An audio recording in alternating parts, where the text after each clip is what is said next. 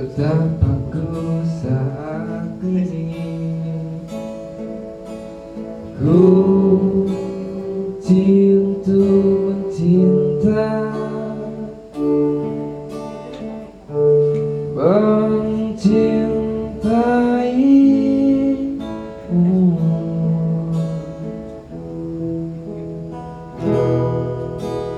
Oh, betapa ku saat ini ku cinta untuk membenci, membencimu.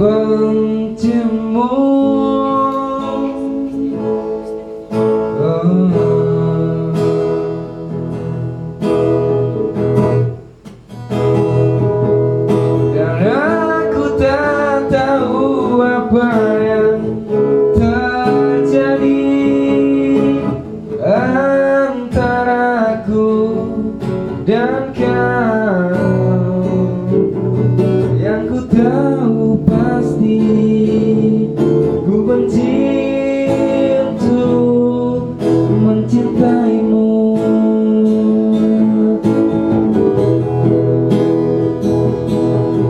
Dan aku tak tahu apa yang terjadi antara aku dan kau. Yang ku tahu pasti ku benci untuk mencintaimu.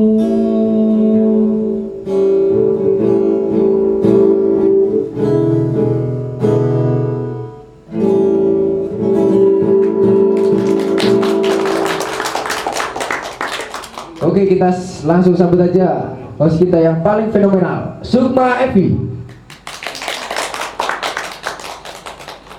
Oke, thank you banget Mas Aditya udah ngiringin buat pembukaan Beropini kali ini. Balik lagi sama aku, Evi.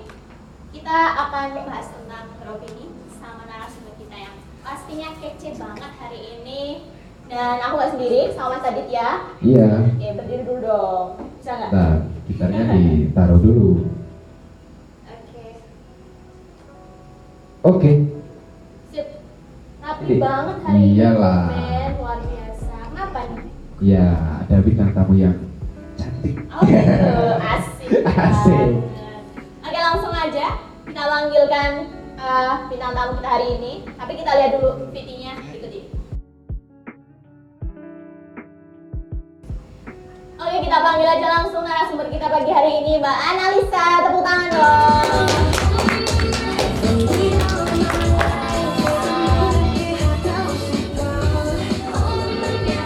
Oke, silakan duduk Mbak Ica. Thank you. Aduh. Ya, apa kabarnya Mbak Ica? Alhamdulillah baik. Alhamdulillah banget ya. Lagi sibuk apa nih? Lagi sibuk menyelesaikan tanggung jawab. Lagi sibuk menyelesaikan apa yang perlu diselesaikan dulu ya. Oke, kita udah observasi banyak sih dari Mbak Ica ini. Kita udah observasi dari Instagram of course ya. Kita stalking dan kita udah lihat dari Instagramnya, kalian bisa follow buat yang di studio maupun yang di rumah. Follownya di @analisamu. Nanti ada di bawah sini. Iya. Ngelihat Mbak Ica sebagai sosok yang inspiring banget tentunya ya. Mapres iya. Nyanyi iya, MC akademis juga bagus. Seperti Mbak Ica tuh benar-benar memaksimalkan potensi yang ada dalam diri Mbak Ica sendiri. What is your biggest motivation? Kalau ditanya what berarti apa ya? Sebenarnya emang apa sih motivasi dari diri aku sendiri, dari diri aku adalah diri aku sendiri. Narsis banget ya anaknya. Tapi karena apa ya? Aku nih tuh punya, sebenarnya ini nggak sehat. Cuma aku tuh punya ketakutan aku tuh nggak berguna bagi orang lain gitu loh. Jadi aku tuh suka banget diandelin anaknya. Kalau misalnya bisa, kalau ada Ica, mendingan ngandelin Ica gitu. Jadi aku tuh seneng apa ya? Aku tuh akan ngerasa penuh, akan ngerasa full, dan akan ngerasa aku udah mencapai tujuan. Kalau misalnya aku tuh udah berguna bagi orang lain. Kenapa aku tadi bilang di awal nggak sehat? Karena jatuhnya tuh aku jadi pengen apa ya? Jadi pengen memenuhi ekspektasi orang lain terus gitu. Jadi jatuhnya nggak sehat. Padahal aku orangnya overthinking gitu. Cuma kalau ditanya motivasi terbesar adalah itu tadi, karena kemauan diri aku sendiri adalah untuk apa ya? Untuk bikin orang lain itu tuh ngerasa oh Ica ada di sini tuh guna ya gitu. Itu sih. Luar biasa banget ya kan. Kalau keluarga mendukung banget gak sih? Keluarga, alhamdulillah aku itu dibesarkan di keluarga yang cukup feminis ya. Bahkan ayahku itu tuh feminis gitu. Kami bertiga, aku dan kakak aku bertiga itu tuh kami tuh udah dibesarkan secara feminis dulu gitu. Udah apa ya? Mereka tuh sangat mendukung sih sebenarnya. Dari awal tuh nggak pernah ada hambatan kayak support yang ada sesuatu yang dilarang atau support yang dibatasi, itu nggak pernah, karena apapun yang pengen aku lakuin selama itu positif, selama itu masih dalam lingkaran, jadi mereka akan sangat supportive gitu. Tangan dong. Hari ini kita bicara tentang era milenial dan juga media sosial. Berbicara tentang media sosial, tips dong Mbak Ica buat kita semua untuk bisa berani speak up louder gitu. Ini tuh gue ya, spesialnya di media sosial. Mungkin karena tadi udah disebutin kali ya, karena aku emang orangnya agak spoken up banget gitu di sosial media. Sebenarnya gini sih, tipsnya adalah kalau misalnya bukan kita siapa lagi, itu selalu aku pegang sih. Maksudnya kalau emang kita pengen menyembuhkan sesuatu, kenapa enggak kita tuh menyembuhkan itu dulu dari diri kita gitu. Kenapa kita nggak melakukan apa yang bisa kita lakukan? Dan aku ini bukan tipikal orang yang aksi, yang turun ke jalan, yang apa segala macam. Emang aku bukan orang yang kayak gitu nih.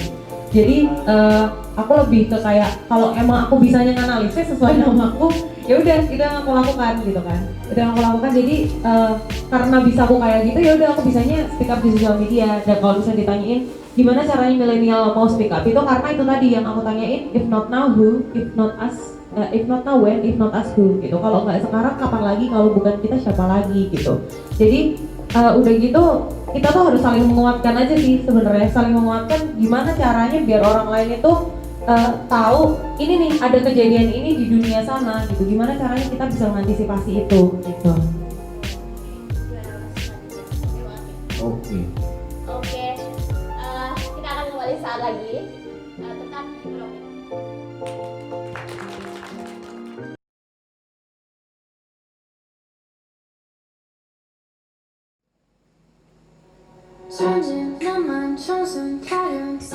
Oke, balik lagi ke Beropini. Kali ini masih sama Mbak Analisa, of course. Dan kita bakal ngomongin ke lebih tajam lagi tentang feminisme. Gerakan feminisme ini seringkali disalahpahami ya nggak sih, Mbak? Ada yang berpikir gerakan ini untuk membenci laki-laki. Ada yang bilang gerakan ini untuk mendominasi. Dan juga gerakan ini agar perempuan bisa di atas laki-laki. Tapi sebenarnya gimana sih menurut Mbak Ica feminisme itu sendiri? Oke. Tadi kan udah aku singgung duluan ya di pertama masalah gimana aku di raise di family, gimana aku dibesarkan di keluarga. Nah, feminisme dari kecil yang aku tahu adalah tentang gini, aku kasih ibarat ya teman-teman semua. Jadi gini, misal kalau misalnya di society kita yang ada di masyarakat kita sekarang itu patriarkal itu 50% dan si perempuan ini, si feminisme itu perempuan pada dasarnya itu 20% gitu. Nah, terus 30% lainnya ini itu tuh diisi sama kehampaan sebenarnya aku bisa bilang. Tapi karena adanya kehampaan ini, jadilah itu patriarkal masuk. Jadilah 80%, 20%-nya kita perempuan yang jarang banget bisa diangkat suaranya gitu kan. Nah, terus setelah itu gimana aku bisa memandang feminisme adalah dari situ sebenarnya, dari aku tuh pengen gitu. Pada dasarnya nggak usah ngomongin aku dulu. Pada dasarnya tuh feminisme itu tuh pengen 50% sama 50% gitu. Kami tuh nggak pernah pengen, aku bisa bilang kami ya karena aku salah satu feminis juga. Kami tuh nggak pernah pengen, kami tuh 70% di atas patriarki gitu, di atas laki-laki gitu. Kalau bisa emang patriarki dihapusin sekalian sih. Tapi kalau misalnya ngomongin cowok dan cewek pengen mendominasi, itu tuh maaf cacat mindset banget gitu loh.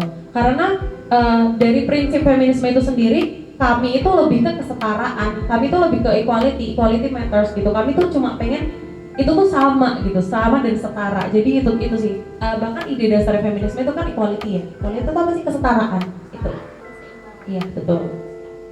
Oke, bicara tentang sexual harassment, pernah nggak nggak sih Mbak Ica dapat objektifikasi perempuan semacam catcalling, sexual harassment baik itu di media sosial ataupun di dunia nyata, dan harusnya kita itu bertindak seperti apa sih? Oke, kalau misalnya ditanyain pernah atau enggak, sering. Itu makanan sehari-hari sebenarnya. Jujur sedih banget deh ngomongnya, tapi itu makanan sehari-hari.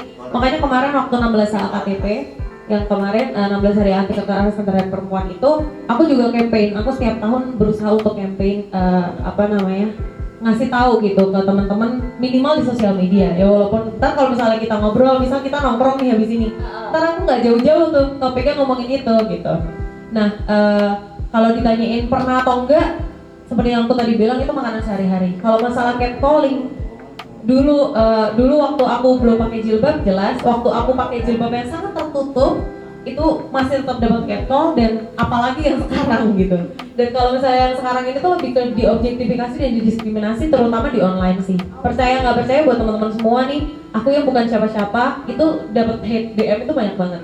Jadi ada orang yang aku nggak kenal yang ngomong kayak kamu muslim liberal yang menganut feminis, kamu masuknya kafir gitu-gitu.